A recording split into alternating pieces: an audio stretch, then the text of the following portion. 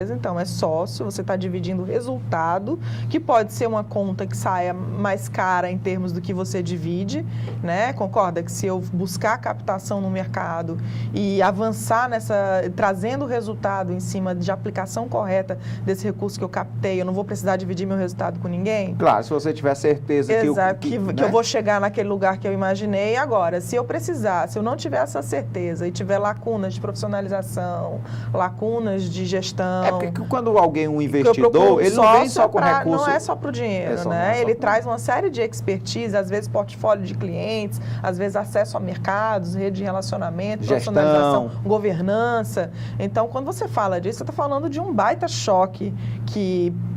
de forma positiva, que entra na empresa junto com o recurso, a gente fala que é um recurso inteligente e conectado, né? Porque ele vem com aonde alocar corretamente e com as conexões que o investidor traz.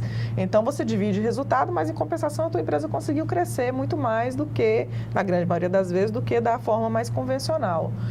O investidor, geralmente, ele procura, o investidor que sai da operação, porque tem aquele investidor que fica com você sócio até quando você quiser. Agora, falando de uma categoria específica, né, que é o capital de risco, que é um investidor que fica sócio, acompanha, multiplica valor e depois sai da operação, e aí esses investidores geralmente saem querendo um retorno de 6 a 12 vezes o valor que foi investido no início. Então, eles compram a participação, um exemplo, comprei por 2,5 milhões, 20% da empresa. No final de 5 anos, eu quero vender essa minha participação para um outro investidor, para um estratégico, ou às vezes para o próprio empreendedor, com esses 2,5 milhões multiplicado por 6, 12 vezes, né, o valor. E aí a empresa precisa ter tracionado muito durante esse período, ter multiplicado muito valor para conseguir essa saída.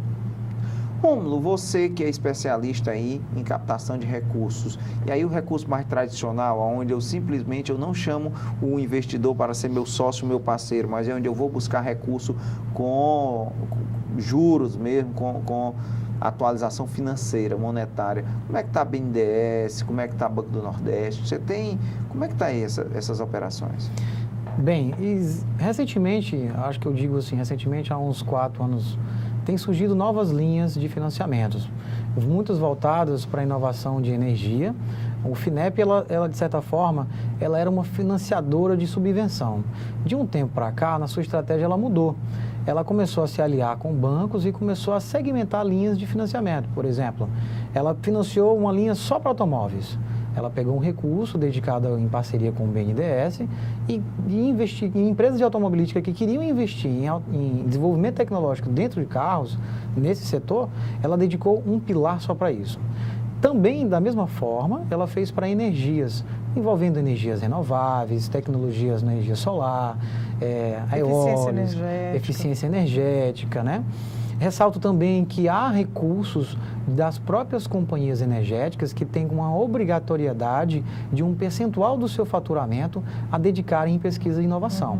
Então, universidades, elas sobrevivem muito, né, dessa simbiose em desenvolver tecnologia positiva, simbiose que eu digo positiva, desenvolver tecnologias para o setor de energia.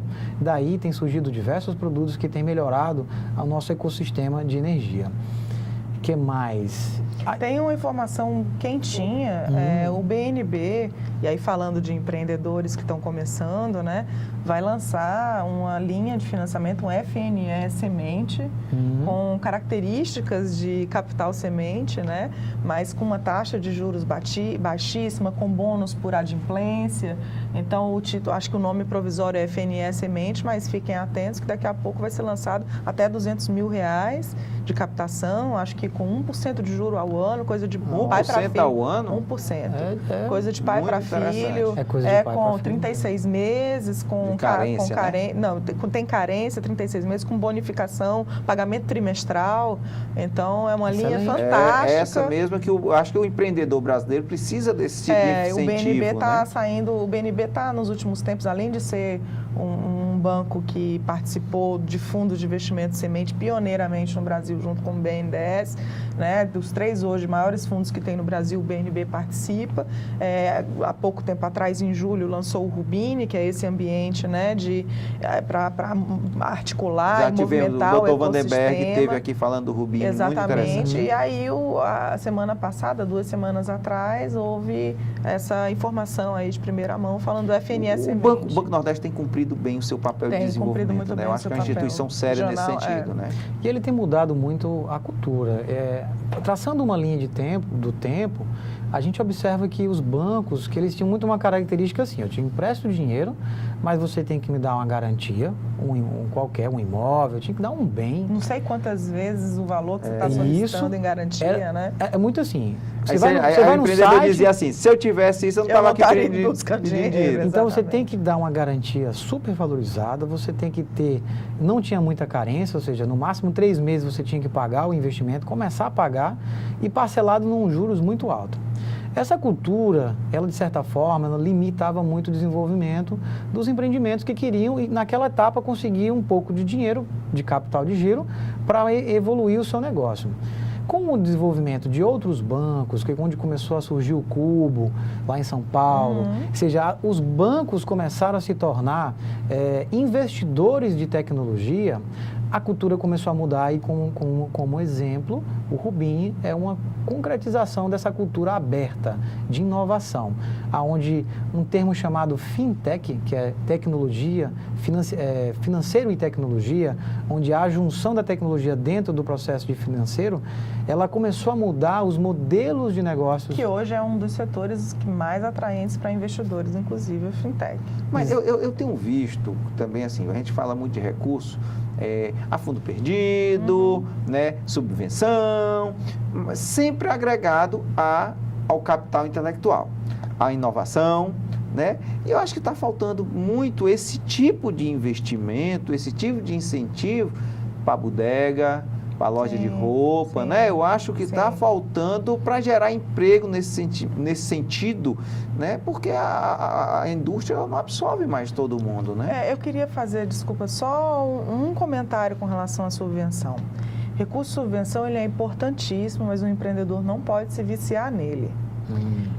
A gente vê no mercado empreendedores dizendo que a empresa quebrou porque ele não conseguiu mais captar a subvenção. Aí volta àquela primeira pergunta que você falou. Ele não tem faturamento de mercado, ele tem faturamento de subvenção. Exatamente. Então, hoje você tem empresas, inclusive, que já captaram milhões e nunca emitiram uma nota fiscal. Existem casos e casos como esse no mercado aqui, né? Então, é muito importante também que se veja a própria lei para dar acesso à subvenção. Eu não sei se existe uma lei específica, mas eu vou dar um exemplo. Empresas que são investidas por fundos de investimento, elas viram SA.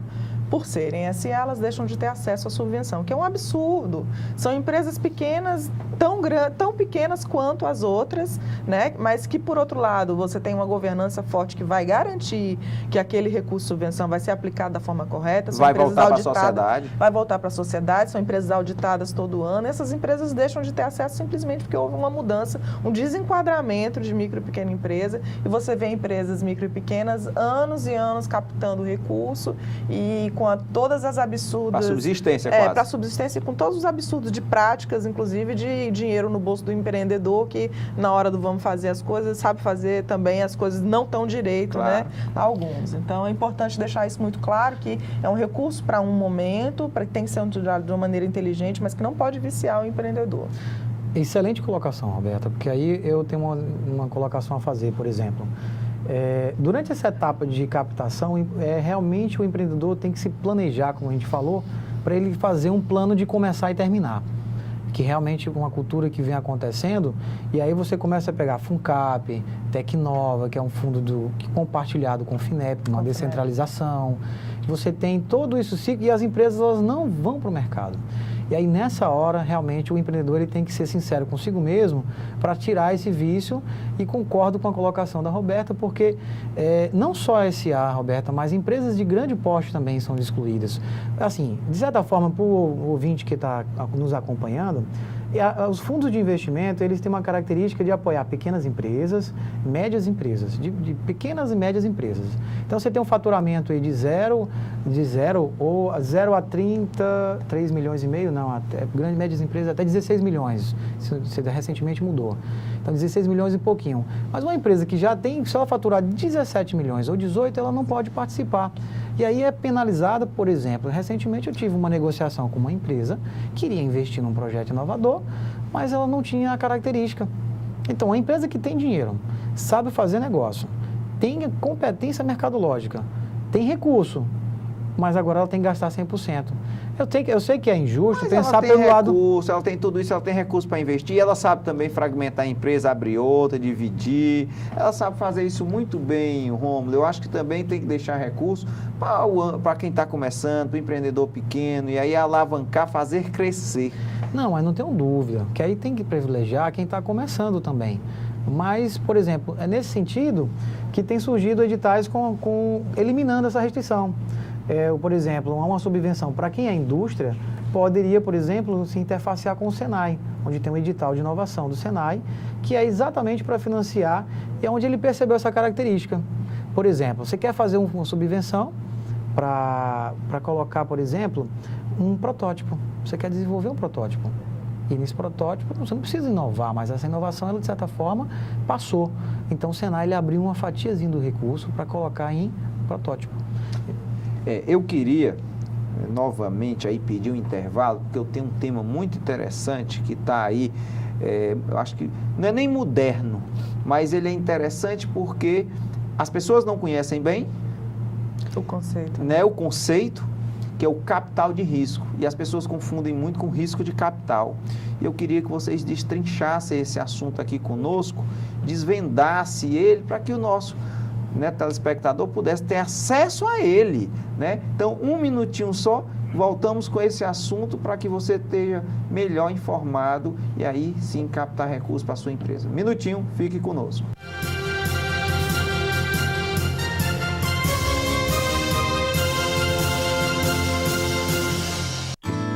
Chegou o Vale Cultura, um crédito de R$50 mensais cumulativos para o trabalhador ter acesso à cultura. Ir ao teatro, cinema, circo, shows, museus, comprar livros, DVDs, instrumentos musicais, revistas e jornais. Para isso, a sua empresa tem de aderir ao programa. A cultura tem muitas formas de arte e lazer, e você merece ter acesso a tudo isso. Saiba mais em cultura.gov.br/Vale Cultura. Ministério da Cultura, Governo Federal.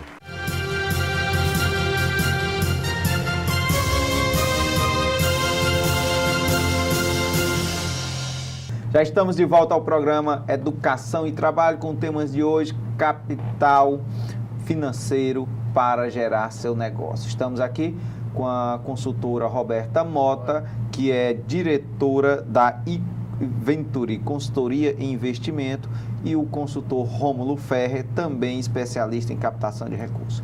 O segundo bloco nós terminamos com a pergunta: o que é capital de risco? E o que é risco de capital, né? Que se confundem para o empreendedor, mas são coisas completamente diferentes.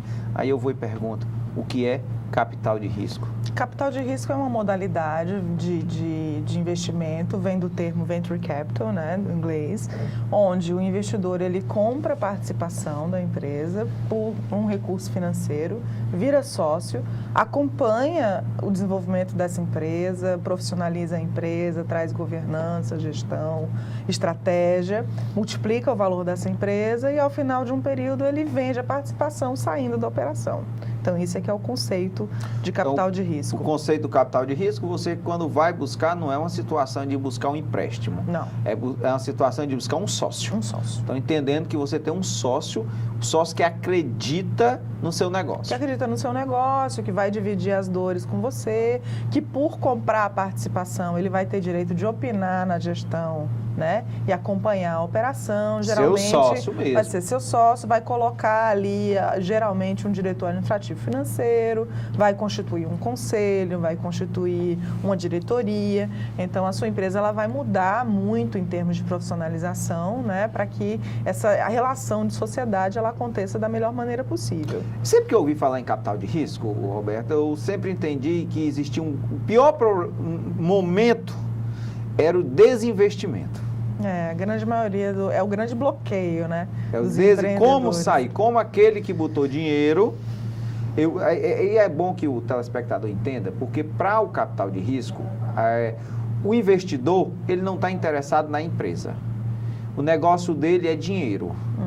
Então ele investe X, ele quer tirar de 6 a 12X vezes isso. no período de 5 a 8 anos. De 5 a 8 anos ele quer tirar de 6 a 12X. O negócio dele é dinheiro. Então ele tira aqueles 12X e vai investir em 12 empresas, X de novo. Esse é o negócio dele. Ele não interessa viver com você na sua empresa. É meio desumano falar assim, mas em linhas gerais, de maneira muito prática, é isso, né? Mas a gente tem que ser desumano. Não é desumano, é claro. É claro. Não vamos maquiar. Não é nem a maquiagem, não. É porque depende muito também do tipo de empresa. Quando a gente está falando de uma empresa dentro do capital semente, você está falando de sonhos, né? De um empreendedor. Então, para o empreendedor é sonho, para o investidor é negócio. Para o investidor é negócio, mas de alguma maneira se embarca junto daquele projeto, né? Mas com as regras muito claras desde a entrada. O empreendedor as regras claras de entrada e de saída. Exatamente, tudo muito claro desde o começo. E o grande bloqueio algumas vezes é exatamente esse desapego, né? Que o empreendedor tem que ter com relação ao negócio que ele começou. Porque o fundo, ele pode sair sozinho, mas ele pode vender 100% da empresa. Então, dentro de um acordo de acionistas, você tem ali as regras onde você tem que garantir a saída para o investidor, né? Essa saída, ela se dá desde a compra da participação só do investidor por um outro player de mercado, seja um investidor, seja um concorrente da empresa, seja algum estratégico. Ela pode ser a venda de 100% da empresa. É óbvio que você tem os direitos de preferência. Então, se vem uma proposta para comprar a parte do investidor, ele vai virar para o empreendedor e vai perguntar: você cobra essa proposta? Que são os direitos de tag along que a gente tem. Se ele disser não, eu posso vender a minha parte. Se a empresa o investidor quiser comprar 100% do outro investidor, por exemplo, eu posso virar para ele e dizer: você compra a minha parte dentro do que representa esse 100% que ele está querendo comprar? Se ele disser sim, ok. Se ele disser não, eu tenho o direito de fazer o drag along, que é o arrastar todos os sócios da empresa e vender 100% da empresa. Como eu também posso abrir capital, a empresa vira SA de capital fechado, mas pode ser uma alternativa de saída, abrir capital na bolsa. Como também posso sair por R$1. A empresa faliu, que aí entra a parte do casamento ruim, né? Assim, a gente casou, a gente paquerou, tudo lindo, a gente noivou, assinou os documentos, a gente investiu, casou com data para separar. Quando o casamento é muito ruim, você divide o passivo desse casamento enquanto a relação aconteceu. Mas você vai começar a complicar agora, que o cara sair do casamento com R$1, sonho de um bocado de empreendedor aí, né? Só que, assim, é sonho talvez para o empreendedor, e aí você falou uma coisa que é uma coisa, assim, que é a realidade. Como é triste, em algumas ocasiões, o empreendedor fazer de tudo para que o investidor saia com R$1. É complicado. Acontece. Aí é complicado. Mas eu sei, Acontece porque demais. você cria... Mas aí o investidor está dentro na gestão financeira, ele sabe o que está acontecendo também. Está dentro, sabe. E R$1, na verdade, ele é um mecanismo de saída do investidor a critério dele a qualquer momento, para que não aumente os passivos. O passivo dele. Mas é exatamente. interessante, a Roberta colocou bem, a gente entender. Porque o conflito de saída tem mais do que uma relação econômica, é uma relação de sentimento. Sim, mas eu queria dar alguns exemplos de saídas. Eu acho que esse conflito ele é muito cultural, inclusive aqui no Ceará. Eu vou a Pernambuco, por exemplo, tem empreendedores que eles já nascem com a empresa SA, que eles já contratam uma Deloitte da vida. Se eu vim em Campina Grande, interior da Paraíba, já contratam uma Deloitte para deixar todos os processos ok, porque eles sabem o que o investidor gosta de ouvir. Eles já pensam em ficar tanto tempo com aquele investidor, ficar milionário com a venda daquela empresa para montar outra.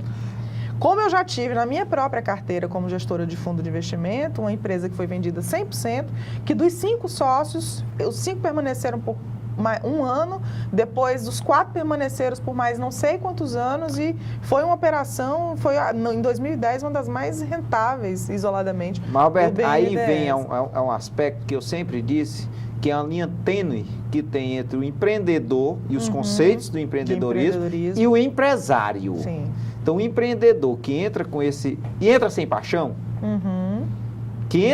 O empreendedor que entra sem paixão pelo negócio, ele é empresário. Ele tende mais a ser empresário. O empreendedor, acho que ele tem como sua principal característica a paixão pelo negócio. E aí ele se apega e ele não entra pensando em sair de jeito nenhum. E mais, quando um potencial comprador da participação do fundo entra na empresa, é óbvio que quem levou a empresa até aquele momento foi a equipe. Ele não vai simplesmente tirar a equipe da empresa que foi adquirida e substituir por outra. Isso é uma burrice. Claro. Então, claro. tem a competência, N tem muita casos, competência exatamente, aí. tem N casos de empresas que foram vendidas que os empreendedores permaneceram e depois voltaram a participar da operação. Eu queria fazer um contraponto aí interessante. Claro.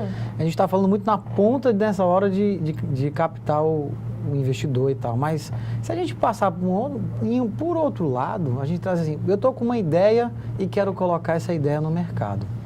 E aí você não tem nada. Nessa hora não dói dividir. Está entendendo?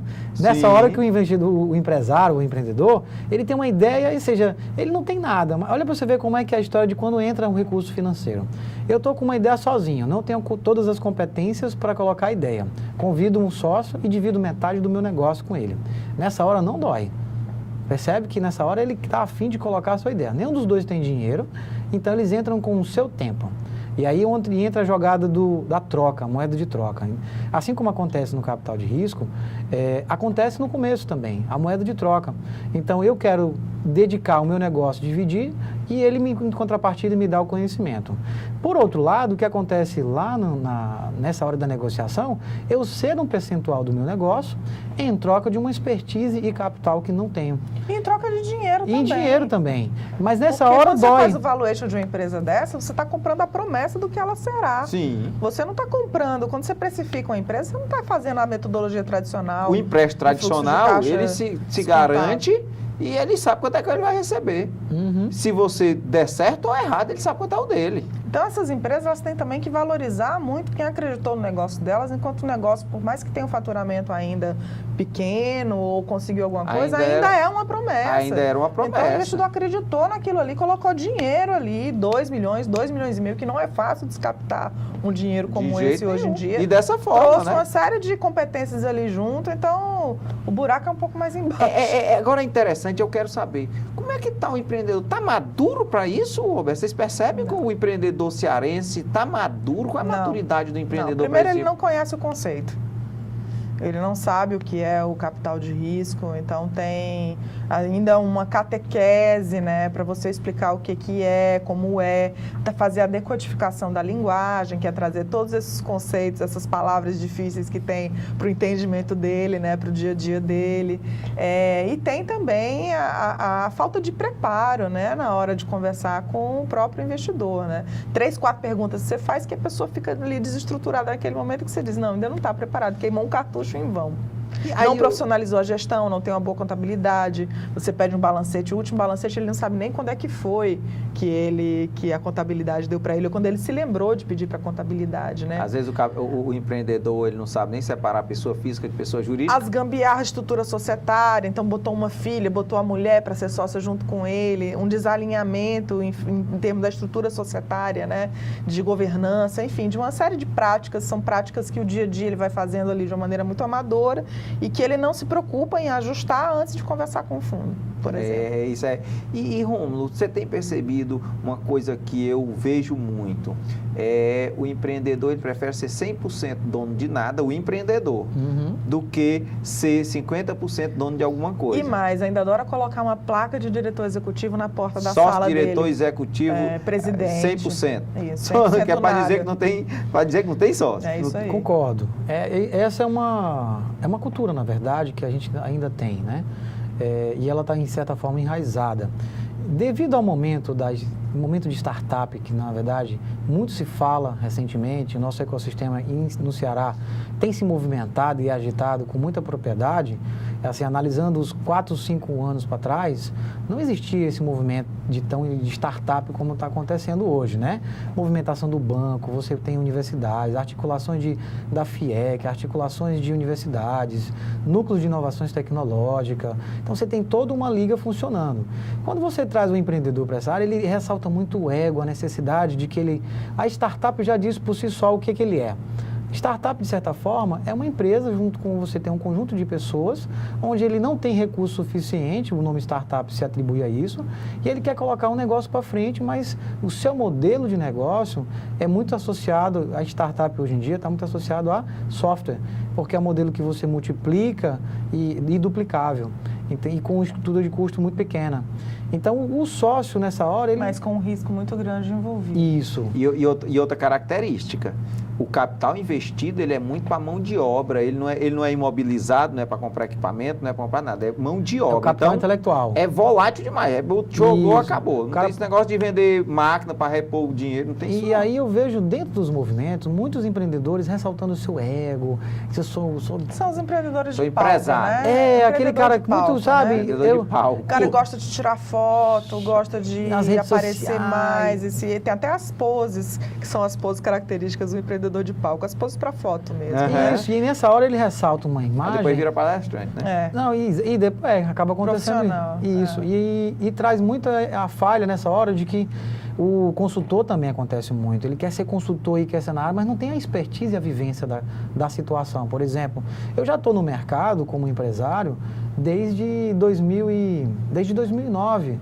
mas já com 20 anos de idade eu já tive minha primeira empresa. Então, ou seja, empreender não é uma brincadeira. É cair e levantar. É cair e levantar. Várias Já vezes. quebrei uma empresa, já criei outra, já quebrei e criei outra. E Isso assim não é demérito de jeito nenhum. Não, De jeito isso é nenhum, pelo muito pelo contrário. As vivências passadas me fazem não errar hoje e ter mais propriedade a entrar com mais assertividade no mercado. Então, o empreendedor hoje ele tem que mudar mais, tirar essa cultura de ego e colocar assim, ó, eu tenho resultados. E os resultados por si só se transformariam sim aí em fotos, méritos e aí vai, né? Então, eu digo isso porque eu coloquei um produto no mercado que dentro de uma zona que eu não conseguia entrar, que é um oceano. Imagina um pântano cheio de jacaré, com piranha dentro e você tendo que atravessar. É o mercado. Sangrando. Sangrando. Quer chamar? É o mercado de ventiladores. O mercado de ventiladores há anos não inova. Há anos não trabalha em inovação. Aí eu vou e pergunto, e o cenário atual está favorável a empreender? Depende do setor também, né? Hoje a gente, quando vai analisar as grandes teses de investimento, né, que são onde tem acontecido mais operações de compra de participação em empresa, de fusão e aquisição, a gente vê setores como varejo, inteligente, agronegócio, saúde, energia, educação, os fintech que o Rômulo comentou no começo, são esses geralmente os segmentos que a crise pegou, né, mas que não pegou e que ainda tem um crescimento aí dentro da trajetória. Nesse cenário atual, em termos de recurso disponível, como eu já falei, tem bastante recurso disponível. O que faltam são bons projetos, né, para ter acesso a esses recursos e também a dificuldade de ter uma análise porque quando a gente vai analisar a empresa, a gente vê a curva de crescimento dela nos últimos anos. Então, quando você fala de um cenário de crise, é óbvio que os 2 últimos anos, de 2014 para cá, não houve tanto crescimento. Aí né? você faz um comparativo com outras do setor, com claro. outras do setor e vê se aquilo fizer sentido, ok. Mas nunca teve tanto recurso disponível para essas empresas como hoje, não. Eu diria assim, está acontecendo um movimento diferenciado dentro do empreendedorismo. É empreender com propósito. E nessa hora que você vai buscar criar o seu negócio, a sua ideia e trazendo o propósito para ela, aí entra, como a Roberta falou, os setores de grandes impactos. Está começando, o funil está começando a diminuir para empreendedores que queiram colocar, aqueles empreendedores oportunistas. Quero desenvolver um aplicativo para resolver um problema e esse problema não é um problema sustentável. Acaba. Eu queria dar só uma dica com relação aos setores, assim, porque essa startup, eu comecei nesse mercado de investimento há 7 anos atrás, onde nem sabia direito o que era, esse nome startup não se falava, capital de risco não se conhecia, era muito mais complicado do que hoje em dia nesse sentido. Então eu vi, principalmente no Ceará, todo o desenvolvimento, alguns atores que mudaram, os que permanecem, os que fizeram, os que não fizeram nada, né? Então assim, a gente consigo me distanciar, eu consigo avaliar. Mas uma coisa muito importante é que se é uma startup, desenvolver o aplicativo, tem que ter alguém do negócio técnico da área dentro. Então, se é alguma coisa da área financeira, tem que ter alguém de finanças. Se é alguma coisa da área de saúde, tem que ter alguém da saúde. Se é de logística, da logística, de energia, da energia. Porque o conhecimento do negócio é algo que vai ser fundamental para atravessar esse mar aí de dificuldade e conseguir visualizar quais são as inovações, quais são as tendências do setor, né? As oportunidades que possam vir a surgir. Só se tiver